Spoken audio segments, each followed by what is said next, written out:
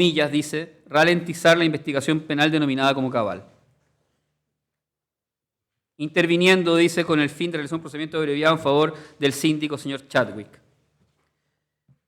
3 hechos hay en la parte considerativa. Pero en la parte resolutiva, que es lo que nos importa, se ordena designar al colega don Eugenio Campos Lucero para que lleve a cabo esta indagatoria. Y aquí viene el problema, porque dice, con el objeto de indagar, dice, toda otra conducta ilícita que contenga la referida denuncia penal que formuló el fiscal adjunto jefe, señor Sergio Moyadón, que el día 19 de abril de 2019, y también de aquellas que se mencionan en la ampliación de denuncia que se realizó el día 22 de abril del 2019. Y ahí está el problema, porque se indican fechas y no hechos. ¿Y qué ocurre? Que necesitamos que el Ministerio Público nos diga cuáles son precisamente los hechos contenidos en la denuncia del día 19 y cuáles son los hechos contenidos el día 22. ¿Por qué? Porque creo que la resolución debió haber sido clara y haber mencionado los hechos, no solo fechas. ¿Y qué ocurre, señoría? Aquí tengo impresas las copias que el Ministerio Público ha ido otorgando. 3 veces hemos pedido copias de la causa y aquí están impresas con un índice. Y en estas copias, que es la versión oficial que tenemos de la carpeta investigativa y en virtud de la cual hacemos todas nuestras alegaciones, no se contiene el correo electrónico referido en la resolución del Fiscal Nacional del día 19. Solamente se contiene, insisto, en este ejemplar entregado a esta defensa, se contiene el segundo documento, el que tiene más hojas, que le entregué a su señoría, el que contiene la supuesta denuncia del día 22, y digo supuesta porque en la carpeta investigativa, magistrado, se imprimió, o más bien se escaneó esta presentación firmada por don Sergio Moya, que tiene varias páginas, ¿cierto? Y que aquí sí mencionan hechos. Aquí hay 5 acápites numerados con 5 hechos y comienza con lo que los abogados denominamos suma, ¿cierto? Que dice, en lo principal, complementa y formula denuncia administrativa. Estamos con un abogado que está firmando esto, por lo tanto, no es una denuncia penal, sino que está complementando, dice, y formula denuncia administrativa. Luego solicita medida que indica. Segundo trocito, se adopten medidas de resguardo de testigos. Luego solicita una reasignación. Luego, en el cuarto trocito, acompaña carpeta. Y en el quinto trocito, adjunta antecedentes. Pero la pregunta que nos queda es respecto a lo sustancial, porque se dice que se complementa y se formula una denuncia administrativa. Es decir, conforme a las palabras que se emplean en esta comunicación escrita redactada por un abogado experto en materia de aplicación práctica de la ley, como es don Sergio Moya, él señala que está complementando, no sabemos qué, porque dice complementa, y luego dice formula denuncia administrativa. Es decir, esto no es una denuncia penal. Entonces, sin embargo, él en la relación que hace de hechos, como su señoría lo puede ver, señala 5 capítulos y nuevamente, y aquí recojo lo que ya dije en orden A, y de aquí nacen los denominados, y como hemos trabajado los intervinientes en esta causa, los 5 capítulos de la denuncia del señor Sergio Moya, conforme al texto que se lee a continuación, en donde se describe lo que se llama el Teatro Regional de Rancagua, con un supuesto tráfico de influencias para beneficiar a don Emiliano Arias con las decisiones que se podrían tomar en orden al curso procesal que tendría esa causa. Luego, un segundo capítulo que se llama el supuesto trato preferencial que le habría dado mi representado al síndico señor Germán Chadwick al solicitar un abreviado irregular o con penas ilícitas. En tercer lugar, la denuncia que ya hemos discutido a propósito de la situación de Puerto Montt, o como se ha denominado, ¿cierto?, el caso Puerto Montt, que da lugar, que se relaciona con la obtención que ordena mi representado de la ficha SAO, antecedentes policiales y de condenas de estas 2 personas, su sobrino y el amigo, que se lo entrega a su hermana y que su hermana procede a denunciarlos a la policía de Carabineros por escrito, acompañando esta documentación. Y en cuarto lugar se lee de manera genérica filtraciones, y en ella se describe que mi representado dice impartiría a través de 3 personas que menciona instrucciones con el objeto de, a través de documentos y fotografías con sus teléfonos personales de estas 3 personas, fotografiar parte de las carpetas y enviárselas a los periodistas por instrucciones de mi representado. Y menciona que las principales se habrían realizado a través del diario La Tercera, indicando el nombre de una periodista en particular, y luego se contienen varias páginas con citas y fotografías de internet de notas de prensa firmadas por esta misma profesional y vinculadas, por cierto, con investigaciones de esta región.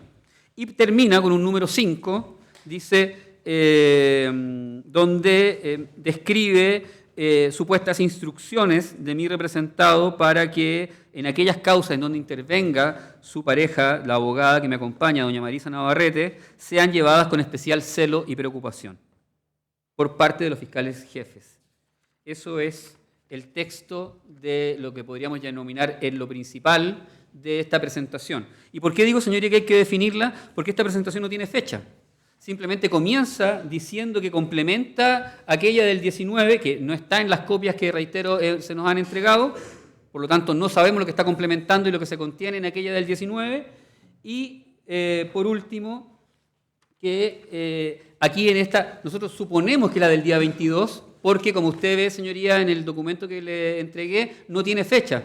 Simplemente es un escrito, no tiene ningún cargo, no hay ninguna contraseña ni elemento que permita fechar o datar este documento. Entonces, así las cosas, tenemos que hacer un esfuerzo en atribuirle una fecha a este documento que ni más ni menos tiene incidencia en la definición de los hechos ordenados a investigar en la, sabemos, muy importante resolución del Fiscal Nacional que ordena esta indagatoria. Entonces, de allí que nace, señoría, la necesidad de esta solicitud al tribunal para que se defina los hechos y, en segundo lugar, que se defina claramente cuáles son los hechos contenidos en la del 19, porque no está acá, se refiere en esta, se nos diga cuáles son, y luego en la del 22 se nos defina exactamente qué está investigando, porque aquí quiero llamar la atención de algo y no quiero atribuir, señoría, intenciones, solamente describir lo que ocurrió. La discusión anterior, respecto de la cautela de garantías, dijo relación con lo expresado por mi representado en su declaración ante el Ministerio Público, en la cual tuve la oportunidad de acompañarlo, que duró 2 días completos, y en las cuales se plantearon diversas preguntas. Y en esas preguntas el fiscal no hizo preguntas sobre 2 de los 5 hechos. Si recogemos los 5 que están en el supuesto correo del día 22, la Fiscalía solo le hizo preguntas respecto de los 3. ¿Cuáles 3? Aquellos que están en la parte considerativa.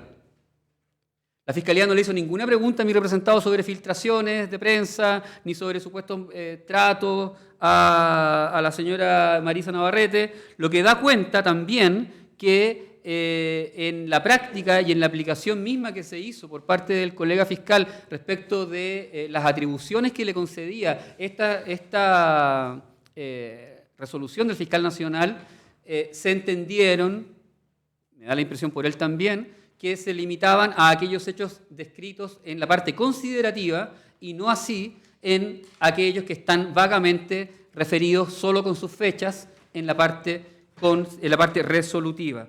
Y aquí, señorías, es donde llegamos también al choque de este asunto, porque también motivó una presentación por escrito al Ministerio Público. El día...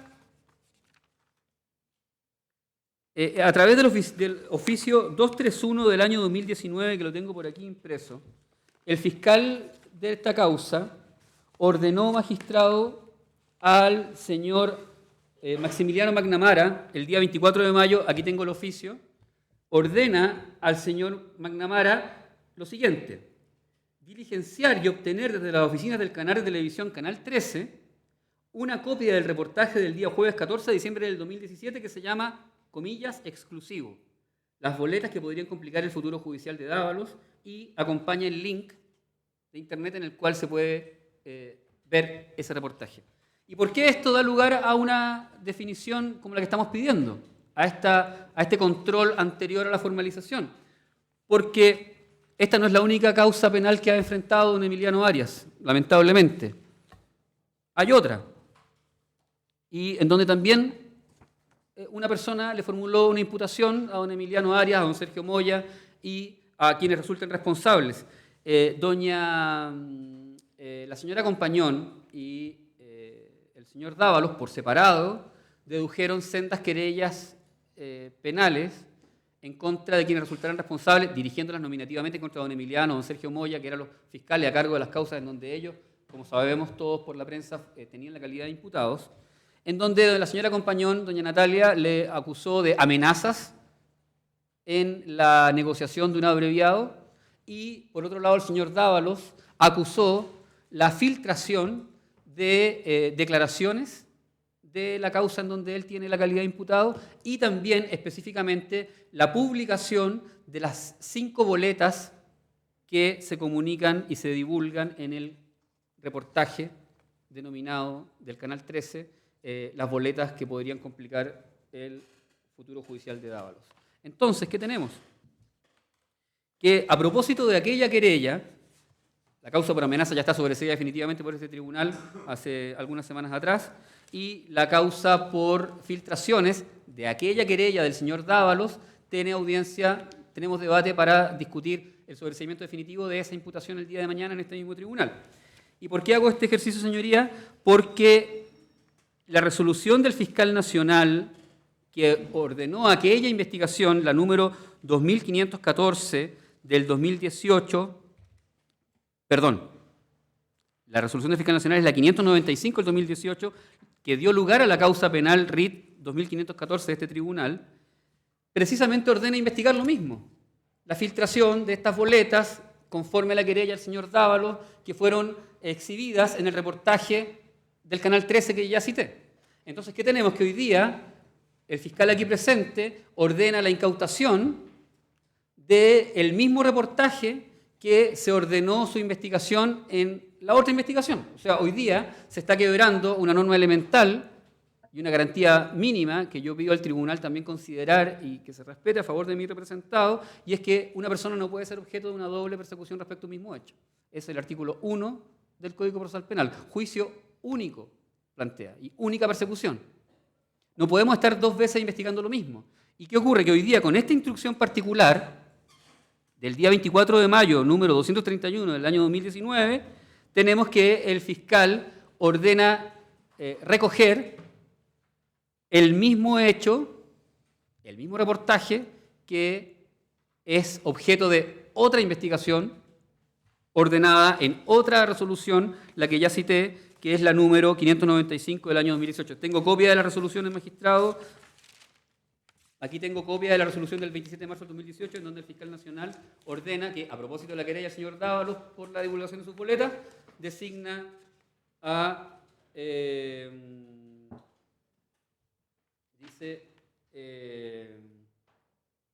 al fiscal señor Alberto Ayala Gutiérrez para dirigir la investigación de los hechos denunciados. Y se hace referencia a aquella querella. Entonces, hoy día tenemos que el fiscal, en esta causa, en la que convoca, está investigando lo que ya se está investigando en la otra causa, y de allí que nace la duda y la necesidad de definir cuáles son, precisa y detalladamente, los hechos que son materia de esta investigación. Porque de la manera en que se está investigando, tenemos que se está provocando estas nuevas infracciones y estas nuevas ilicitudes. Y como ordena, ¿cierto?, la buena fe procesal, en cuanto uno advierte una ilicitud debe plantearla, y así lo hicimos. Porque me hago cargo también de lo que se dijo en el debate anterior. Nosotros solicitamos, y yo solicité, que se suspendiera o se dejara sin efecto la ilicitud de las diligencias de la revisión de la correspondencia y telefónica antes, a las horas de haber recibido las copias de la carpeta. En cuanto reviso las copias de la carpeta, formulo inmediatamente la solicitud procesal al colega fiscal. Y aquí lo hicimos exactamente igual. Recibimos la copia de la carpeta, advertimos que se estaba investigando doblemente un mismo hecho, lo agregamos a la falta de definición de la resolución del fiscal nacional y es por eso que solicitamos al fiscal regional, a través de una presentación escrita, que se dejara sin efecto por cuanto, esta misma diligencia, por cuanto, como ya dije, invade la materia definida por el fiscal nacional en aquella otra investigación. Entonces, resumiendo, señoría, en esta situación, ante la vaguedad de la resolución del fiscal nacional, que solo refiere fechas, ante la ausencia en la copia de la carpeta del correo electrónico del día 19 y ante la falta de certeza de lo que se denomina en la resolución del fiscal nacional como el correo electrónico del día 22, es que, y con el objeto de ejercer adecuadamente el derecho de defensa, porque queremos pronto discutir el sobreseimiento definitivo, porque nos importa, magistrado, que el tribunal, entonces, ejerciendo esta atribución del artículo 186, y termino, señoría, con una frase solamente. El artículo 186 ha dado lugar a muchos debates procesales porque al Ministerio Público le incomoda esta norma porque siempre señalan que limita su autonomía constitucional en la dirección de las investigaciones penales. Y la verdad, señoría, es que la jurisprudencia más actual que existe sobre el artículo 186 y su verdadero alcance proviene del Tribunal Constitucional, en donde, creo, de buena manera, el Tribunal Constitucional ha ido concretando las garantías constitucionales que están planteadas en la Constitución y las hace y las concreta efectivamente en la vida cotidiana, y el Tribunal Constitucional ha señalado, resolviendo requerimientos de inaplicabilidad de querellantes, se señala que, y el Tribunal Constitucional señala que el artículo 186 empodera al juez en tanto responsable de los derechos de la víctima y del querellante, porque estos son requerimientos presentados por los reclamos que tienen los querellantes ante la falta de formalización de sus causas, para controlar a solicitud del interviniente la prerrogativa que otorga el artículo 230 a los fiscales del Ministerio Público, consistente en determinar la oportunidad de la formalización de la investigación. Por cuanto, dice el Tribunal Constitucional, el propio mensaje del Código resalta el importante rol que le corresponde al juez de garantía como responsable de tutelar tanto los derechos del imputado como de cualquier otra persona afectada por el proceso penal. Y dice siempre las amplias facultades del Ministerio Público, citando el mensaje, las amplias facultades del Ministerio Público durante la instrucción tienen como límite los derechos individuales de las personas. Entonces, el Tribunal Constitucional ha declarado que el juez de garantía sí tiene poder para poder limitar la atribución del artículo 230 que sabemos faculta al Ministerio Público a formalizar cuando estime pertinente. Y digo esto, señoría, porque la segunda petición, la primera es que se nos define los hechos del 19 y del 22, precisamente, y la segunda es que se ponga un plazo al Ministerio Público para formalizar. ¿Y por qué? Porque esta es una causa grave. Y tal vez una de las causas más graves que hemos visto en todo el transcurso de la reforma procesal penal. Se está investigando a un fiscal regional y de manera inédita, así fue destacado el día de ayer por la prensa, el Consejo de Defensa del Estado hoy día actúa como querellante en contra de un fiscal regional en funciones.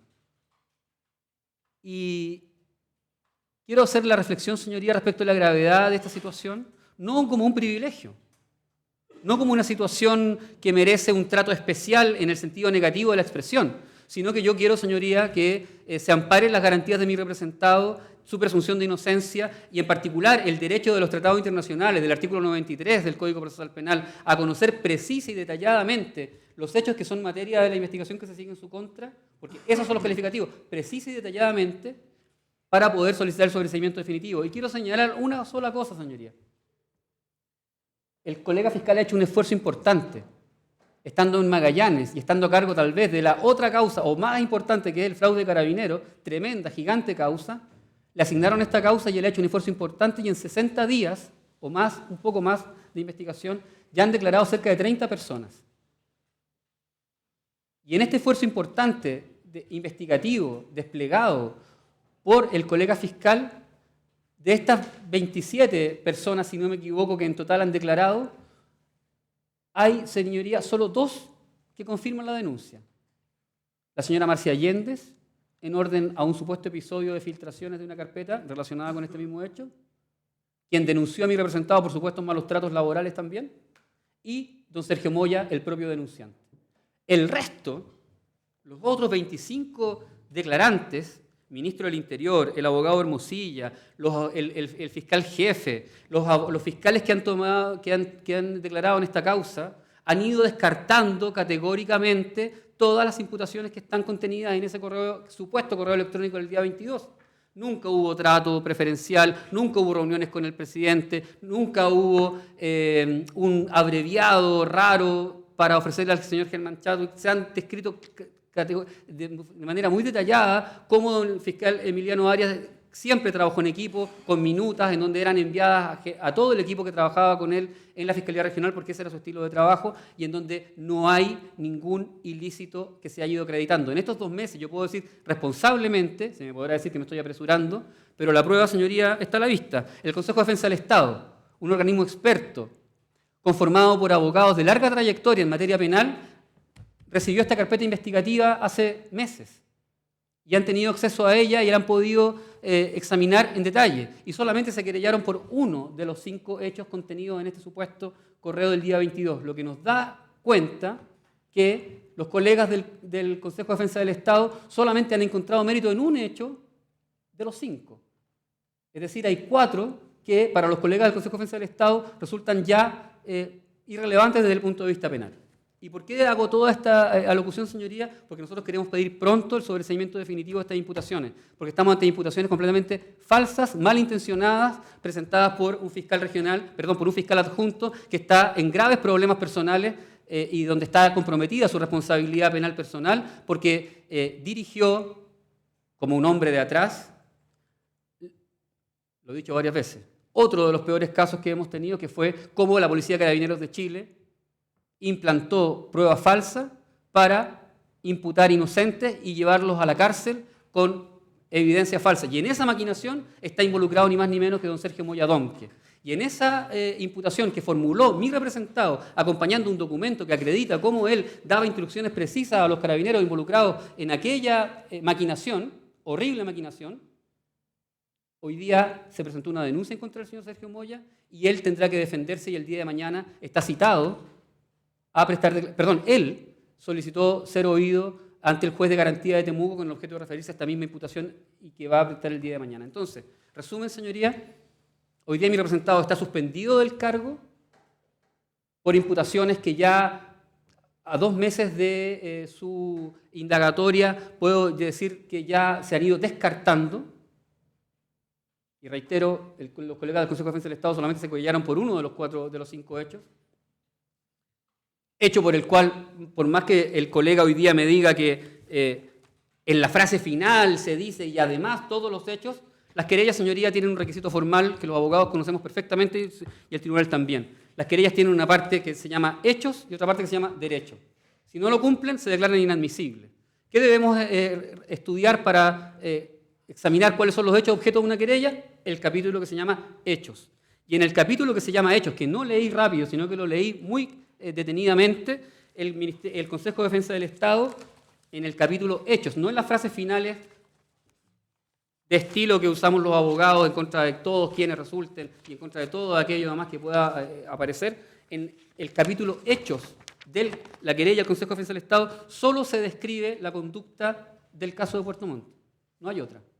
Y esa conducta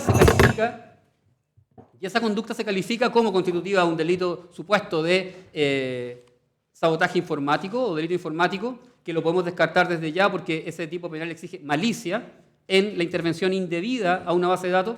Aquí no hay malicia en haberle entregado la información a la hermana para que compareciera a la policía por escrito a denunciar a su propio hijo. No hay delito informático, tampoco hay delito de un perjuicio en particular en la develación de secretos, por cuanto con el supuesto secreto, que también, dicho sea de paso, no existe porque esa base de datos no tiene el carácter de secreto conforme la propia Corte Suprema lo señaló.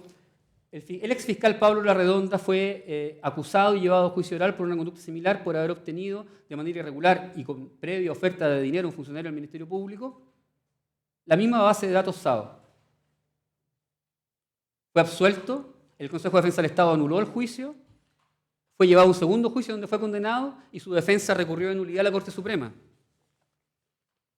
¿Y qué resolvió la Corte Suprema?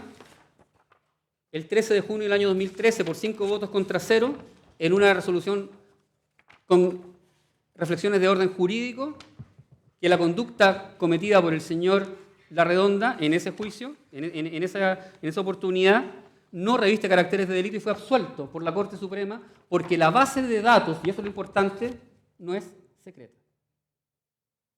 Porque no se sacó una hoja de una carpeta penal de una investigación en curso para divulgarla. No se aplica el 182 porque aquí lo que hubo fue un acceso a una base de datos genérica, reitero, no de una carpeta de un caso en curso. Y eso fue lo que se le entregó a la hermana. Por lo tanto, aquí las cosas tienen que ser como son, señoría, conforme al mérito de las cosas que se dicen en los escritos de los abogados que litigan ante este tribunal. Y en esta querella se plantea, cuando más, una infidelidad de documentos castigada en el artículo 246, que tipifica, y digo aparentemente, porque no hay delito, no hay antijuricidad en esta conducta, pero aparentemente en ordenar al funcionario público que devela papeles secretos y por eso que el Código Penal castiga con suspensión y por más esfuerzos que se pretendan, las cosas son lo que son y hoy día es la conducta por la cual se querelló el Consejo de Defensa del Estado cuando más podría constituir uno de los 3 delitos y en particular ese, porque aquí no se puede alegar, señoría, grave daño a la causa pública cuando lo que se hizo con esa información fue denunciar a estas 2 jóvenes para que fueran investigados, calidad que todavía tienen ante la Fiscalía de Puerto Montt, y en donde mi representado no ha tenido ninguna participación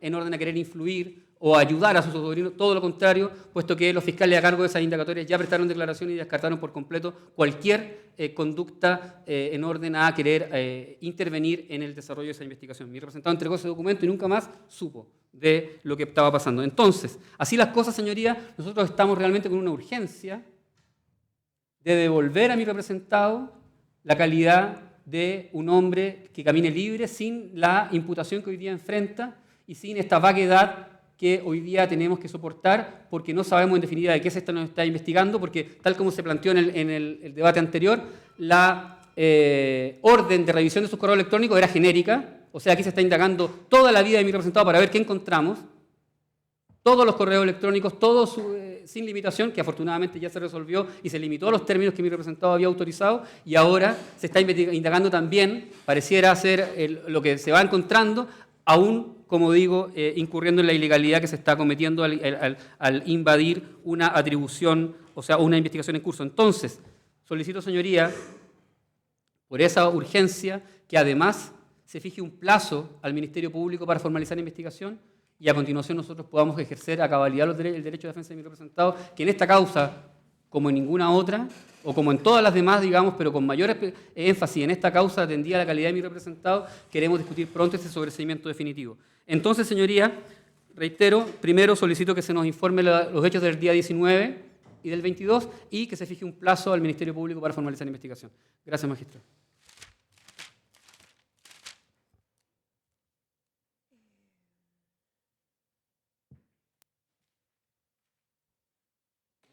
Ahí están las 2 peticiones. Fiscal, si pudiere ir dentro de lo que fuera posible, al punto, sin perjuicio de justificarla, pero claro, a las 2 peticiones. Sí, voy a hacer todo el esfuerzo posible, pero ¿me puedo acercar al Estado a retirar los documentos que...? Sí, por supuesto, tengo todo esto aquí encima. Pero parece que uno me los entregó usted. Sí, son los 2 míos, señoría. Esos son suyos, sí, pero están todas las demás que para la otra delegación. Pero no los necesito, señoría, tengo copia acá de ellos. Ok. Un segundo. Le pido 2 minutos, magistrado, por favor. Sí.